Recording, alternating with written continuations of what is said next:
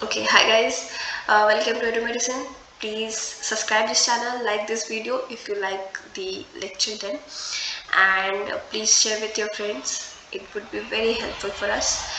And हम fourth part करते हैं अपने लास्ट लेक्चर का, which is secularisation and secularism unit 20। So इसमें बेसिकली हम डिस्कस करेंगे कि कैसे इंडियन कुछ थिंकर्स थे जो मॉडर्न टाइम के सेकुलरिज्म को, धर्मनिरपेक्षता को क्रिटिसाइज कर रहे थे, उसकी आलोचना कर रहे थे और किस तरीके से प्रॉब्लम को सॉल्व करने की बात कर रहे थे। तो यहाँ पे टी.एन. मदन और आशीष नंदी या नंदी इनका नाम होगा, इनके बारे में पढ़ेंगे। तो स्टार्ट करते हैं। ओके, सो टी.एन. मदन जो है वो कहते हैं कि जो सेकुलरिज्म है, धर्मनिरपेक्षता है, वो भारत के जो कल्चर है उसके साथ उस मैच नहीं करती। उसका ये रीजन ये है कि if secularism wants to remove religion from Indian public life and culture, this will not happen. Main reason वो कहते हैं कि अगर धर्मनिरपेक्षता हमारे जीवन से या हमारे जो पब्लिक लाइफ है उससे धर्म निकालने की कोशिश कर रही है, यानी धर्म को अलग करने की कोशिश कर रही है, तो ये नहीं होगा। सेकेंड उनका ये कहना था कि कोई भी धर्म इस तरीके से जा नहीं सकता हमारे भारत से, बल्कि अगर सेकुलरिज्म जबरदस्ती, धर्मनिरपेक्षता जबरदस्ती लाने की कोशिश की जाएगी तो वो और मजबूत होके आएगा। ठीक है,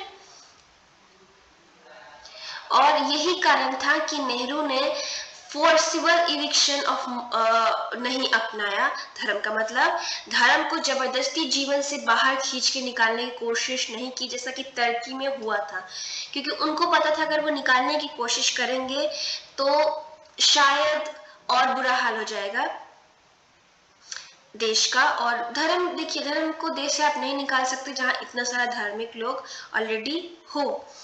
लेकिन मदन, जो टी.एन. मदन थे, उन्होंने दो तरीके बताए जिससे हम इंटॉलरेंस जो है सोसाइटी में उनको थोड़ा कम कर सके। ठीक है, कि पहली बात ये है कि इंटॉलरेंस कब होगा, वो उनका कहने का मतलब ये था कि जब हम जबरदस्ती धर्म को हटाने की कोशिश करेंगे तभी तो लोग कॉन्फ्लिक्ट करेंगे, लड़ाई करेंगे, झगड़े करेंगे। हम पहले करें ही नहीं। एंड सेकेंड, उन्होंने माना कि ऐसा कोई सिस्टम हम क्रिएट करें धर्मनिरपेक्षता टाइप का जो हमारे भारतीय कल्चर के हिसाब से हो। मतलब यूरोप में क्या है, उन्होंने बिल्कुल अलग कर दिया कि वो एकदम आपका पर्सनल अफेयर होगा।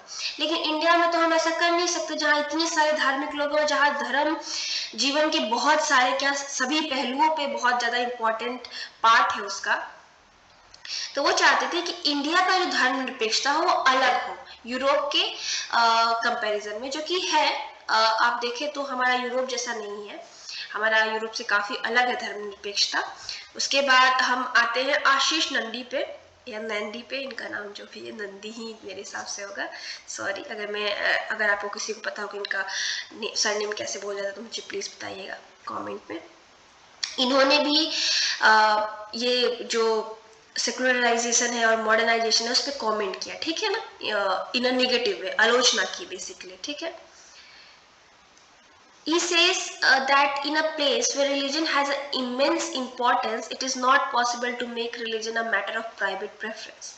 जैसा कि यूरोप में हुआ कि कहा गया कि आप अपने निजी जीवन तक धर्म को रखिए, लेकिन यही आशीष नंदी कहते हैं कि जो भारत, जहाँ पे धर्म इतना इम्पोर्टेंट है, हम इसको केवल निजी अफेयर बना के नहीं रख पाएंगे या निजी करके नहीं रख पाएंगे धर्म को। और क्या होगा अगर हम ऐसा करने की कोशिश किए, तो कहीं ना कहीं से धर्म आ जाएगा और फिर क्या होगा कि हमारे देश में कम्युनलिज्म होगा, जिसका नतीजा पार्टीशन हुआ था। हमारे धार्मिक दंगे बढ़ेंगे और धार्मिक राजनीति हो जाएगी, इसलिए ये एक सही ऑप्शन नहीं होगा।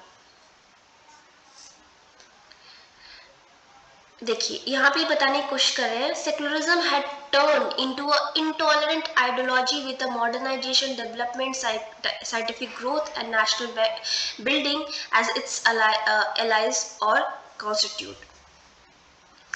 उनके कहने का मतलब है आगे की लाइनों में कि जो सेकुलरिज्म है वो बिलीवर और नॉन बिलीवर को अलग कर देता है। वो कहीं ना कहीं जो धार्मिक नहीं है उनको कहीं ज्यादा कहीं इंपॉर्टेंस देने लगता है, जो कि एक तरीके से नहीं ठीक है। और वो एक अलग तरीके का वॉयलेंस क्रिएट करते हैं, कहीं आप धार्मिक है तो उस पर ना कमेंट करते। मतलब समझ लीजिए कि अब पूरा धर्मनिरपेक्षता हो गई है देश में, सब लोग धर्मनिरपेक्ष है और कोई उसमें धार्मिक निकल गया तो फिर तो वो माइनॉरिटी हो गया ना। तो फिर वो ऐसी चीजों को बेसिकली एक्सप्लेन करने की कोशिश करते हैं, अगर ऐसा सिनेरियो हुआ तो क्या होगा।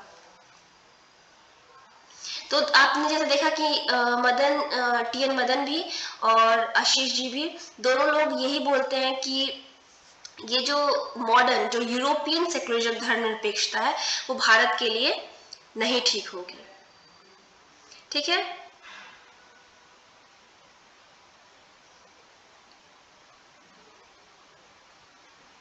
सो जो नंदी है वो रिजेक्ट करते हैं modernity and the modern notion of secularism. जो मॉडर्न है वो नहीं वो मानते हैं।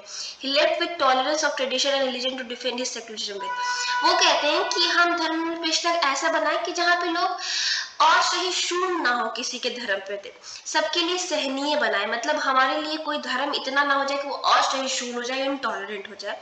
हम सारे धर्मों की इज्जत करें, रिस्पेक्ट करें और कोई भी धर्म के बीच में एक हेट्रेड ना हो, मतलब हमारा रिस्पेक्ट हो। ठीक है। तो देखिए एक ये छोटा सा आर्टिकल सॉर्ट ऑफ दिया है कि बहुत लोगों का बिलीव है, बहुत लोग गांधी को ऐसे मानते हैं, गांधी जी को, कि वो एकदम ट्रेडिशनल थे और ट्रेडिशन के अलावा कुछ सोचते नहीं थे, और नेहरू को एकदम मॉडर्न। तो इसमें उसी को एक्सप्लेन करने की कोशिश की गई है। आपने होप करती हूँ कि आपको डिबेट समझ में आ गया हो। मैं पहले डिबेट को कंक्लूड कर देती हूँ, फिर इसको ट्रेडिशन एंड सेकुलरिज्म को समझाऊंगी। तो देखिए टीएन मदन और आशीष नंदी दोनों एक ही बात कर रहे हैं। वो बोल रहे हैं कि जो यूरोप का जो धर्मनिरपेक्षता है उसको हम हूबहू भारत में नहीं वो कर सकते हैं, भारत में अप्लाई नहीं कर सकते, क्योंकि भारत यूरोप के कंपेरिजन में बहुत ज्यादा धार्मिक है। यहाँ पे कई सारे धर्म में डाइवर्सिटी है। तो हम क्या कर सकते हैं कि हम धर्मनिरपेक्षता को ले और उसको भारतीय कल्चर में अलग तरीके से पिरो दें। जैसे कि हमारे कॉन्स्टिट्यूशन के प्रेम्बल में लिखा है कि हम धर्मनिरपेक्ष देश है। किस प्रकार हम धर्मनिरपेक्ष है कि हमारा जो लॉ है वो कोई भी धर्म उसके सामने हो वो उस धर्म को इक्वली देखता है, गवर्नमेंट उसको इक्वली समझता है। कोई आपको आपके धर्म की वजह से और ना धार्मिक होने की वजह से डिस्क्रिमिनेट करेगा, किसी प्रकार का आपको अलग तरीके से नहीं देखेगा। यानी कानून के सामने आप बराबर है, चाहे आप किसी भी धर्म के हो, आप चाहे आपका धर्म भी कानून के सामने बराबर है। आप अपने धर्म को मान सकते हैं, उसको फैलाने की भी कोशिश कर सकते हैं, मतलब आप उसके बारे में पढ़ा सकते हैं, उसके बारे में लोगों को बता सकते हैं, आप जबरदस्ती कन्वर्जन नहीं करवा सकते। तो हमारा जो कंट्री है वो टॉलरेंट है, यानी असहिष्णु नहीं है किसी धर्म के प्रति और हर धर्म की इज्जत करता है। ठीक है। अब हम गांधी और नेहरू पे आते हैं। तो इसे बात करते हैं कि गांधी और नेहरू तो, या तो हमने गांधी जी को बोल दिया कि वो एकदम ट्रेडिशनल है, मतलब एकदम परंपरावादी है, और इनको एकदम मॉडर्न मान दिया नेहरू को, लेकिन ऐसा नहीं है। दोनों समझते थे कि जो भारत है उसको हमें सही राह पे लाना है। जब अंग्रेज थे यहाँ पे उसको बदलना है, उसको अच्छा बनाना है, अच्छी जगह बनाना है, इसकी सोसाइटी को चेंज करना है, यहाँ की जो कुरीतियां उनको हटाना है। और वो दोनों जो किताबी डेफिनेशन दिया जाता है धर्मनिरपेक्षता की उसको नहीं मानते थे, और गांधी जी स्पेशली बिल्कुल नहीं मानते थे। उन्होंने जो प्रपोजिशन होता है गॉड इज ट्रूथ, मतलब भगवान सच है, को बदल दिया कि सच भगवान है। ठीक है। उसके बाद जो नेहरू जी थे, आप उनको जानते हैं कि जो भारत की आज़ादी का था उसमें उन्होंने कितना बड़ा रोल किया था। वो फर्स्ट प्रधानमंत्री भारत के बने थे। उन्होंने बोला कि सेक्युलरिज्म जो होगा वो धर्म की जो अनेकता है, विविधता है, उसमें होगा। यानी विविधता को वो अपनाएगा धर्मनिरपेक्षता, ये नहीं करेगा कि विविधता को अलग कर देगा। वो जो देश में विविधता है, डाइवर्सिटी है, उसको अपनाएगा। यूनिटी इन डाइवर्सिटी कहीं ना कहीं के कॉन्सेप्ट से ही आता है। और वो सबको इक्वल अपॉर्चुनिटी देगा, सबके प्रति एक दूसरे के प्रति रिस्पेक्ट एक दूसरे के अंदर जगाएगा, और एक वो मॉडर्न स्टेट बनाएगा। यानी दोनों पूरी तरीके से ये जो टैग लगाए जाते हैं वो नहीं थे, दोनों जो समाज में प्रॉब्लम्स थी उसको समझ रहे थे, समाज को आगे बढ़ाना चाहते थे। हाँ, आप डिबेट कर सकते हैं कि कौन अच्छा था कौन बुरा था, किसकी विचारधारा क्या थी, उस पर मैं नहीं पढ़ूंगी, मैं इग्नू से स्टिक रहती हूँ और जो इग्नू में लिखा है मैं वही डिस्कस कर रही हूँ। सो आप, आई होप कि आप लोगों को समझ में आ गया। छोटा सा part my experiment with truth, एक छोटा सा गांधी जी का दिया है, आप चाहें तो पढ़ सकते हैं। मेरे हिसाब से उस पर क्वेश्चन नहीं आता, और ये आप खुद से पढ़े, हिंदी मीडियम में है तो हिंदी के और इंग्लिश मीडियम में तो हिंदी में, तो आपको बेटर समझ में आएगा कि वो गांधी जी क्या कहना चाह रहे हैं। तो आज के लिए बस इतना ही। ये फाइनल पार्ट है इस लेक्चर का। अब चैप्टर ये खत्म हो रहा है। इसके बाद मैं या तो MSOE 1 शुरू करूंगी, यानी एजुकेशन, सोशोलॉजी ऑफ एजुकेशन, या मैं सोशोलॉजी ऑफ मतलब अर्बन सोशोलॉजी शुरू करूंगी, वो मैं देखती हूँ, और इसके भी चैप्टर साइड बाय साइड करती रहूंगी। सो होप करती हूँ कि आपको ये वीडियो पसंद आया हो। प्लीज़ सब्सक्राइब करिएगा और लाइक करिएगा इस वीडियो को, और अपने फ्रेंड के साथ शेयर करिएगा। आशा करती हूँ कि आप अच्छे होंगे। सो इस वीडियो को देखने के लिए बहुत धन्यवाद।